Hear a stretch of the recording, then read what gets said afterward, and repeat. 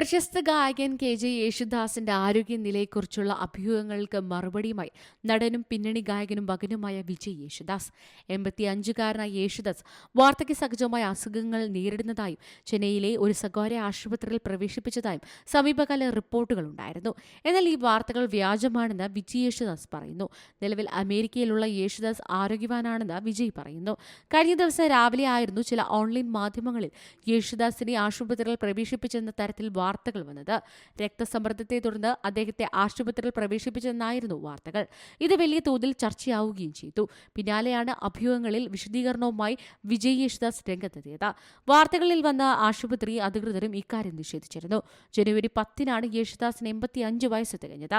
6 പതിറ്റാണ്ടിലേറെയായി 50,000-ലധികം ഗാനങ്ങൾ റെക്കോർഡ് ചെയ്ത പിന്നണി ഗായകനും സംഗീതജ്ഞനുമാണ് അദ്ദേഹം. ഗാനഗന്ധർവൻ എന്നടയാളപ്പെടുത്തുന്ന യേശുദാസ് മലയാളം, തമിഴ്, കന്നഡ, തെലുങ്ക്, അറബിക്, റഷ്യൻ തുടങ്ങിയ നിരവധി ഭാഷകളിൽ ഗാനങ്ങൾ ആലപിച്ചിട്ടുണ്ട്.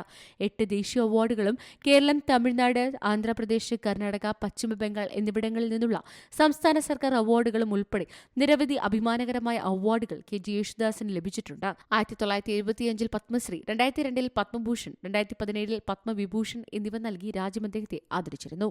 News desk C Malayalam news. ഏറ്റവും പുതിയ വാർത്തകളും വിശേഷങ്ങളും വിരൽ തുമ്പിലറിയാൻ സി മലയാളം ന്യൂസ് എല്ലാ ഡിജിറ്റൽ പ്ലാറ്റ്ഫോമുകളിലും ലഭ്യം.